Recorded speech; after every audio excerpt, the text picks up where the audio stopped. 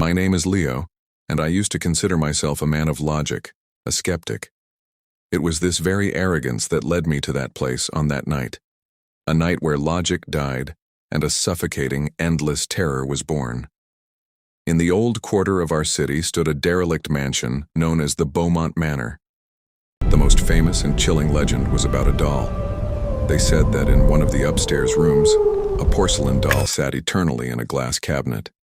And if anyone dared to spend the night of a full moon alone in that room, the doll would begin to weep real salty tears.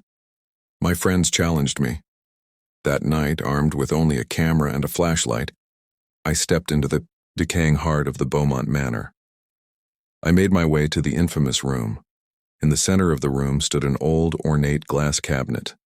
And inside, there she was, the doll. She had eerily lifelike glass eyes and a serene, innocent smile painted on her delicate face. Hours crawled by. Nothing. I was just about to lie down when I heard it. A faint, almost imperceptible sobbing sound. I stepped back into the room, and then it hit me. The sound. It was coming from inside the glass cabinet. My heart began to hammer against my ribs.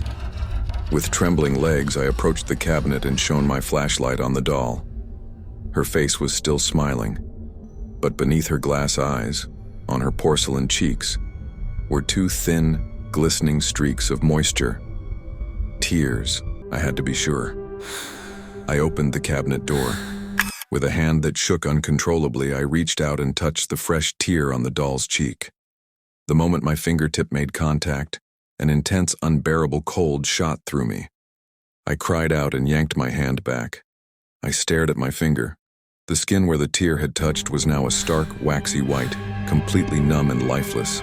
The fear was now absolute. I had to get out. I grabbed my camera and ran for the door. But as I turned the handle, it wouldn't budge. I was trapped.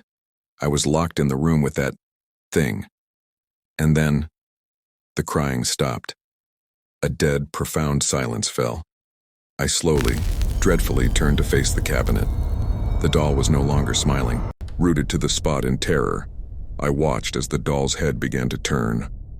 Slowly, mechanically, to face me fully.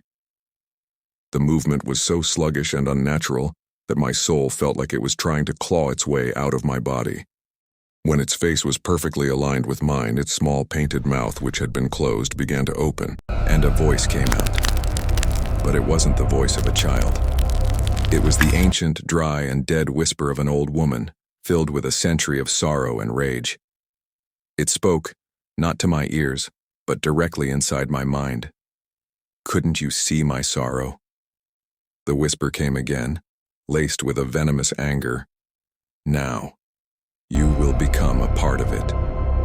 Suddenly, from the doll's eyes, a thick, black tar-like substance began to ooze out instead of tears. It streamed down its dress, and wherever it touched the velvet, the fabric sizzled and smoked, burning away. A suffocating stench of despair and decay filled the room. I felt an immense weight pressing down on my chest. It became hard to breathe, and my vision began to tunnel. I collapsed to the floor. The last thing I saw before I blacked out was the doll's face. It now bore a grotesque, triumphant smile. When I came to, the first light of dawn was filtering through the barred window. My finger remains black and numb to this day. Doctors say the tissue is dead. I still hear the sobbing of a child in the dead of night, and sometimes the whisper of an old woman. My arrogance was buried in that mansion that night. Now I know. Some stories aren't just stories, and some dolls are not just dolls.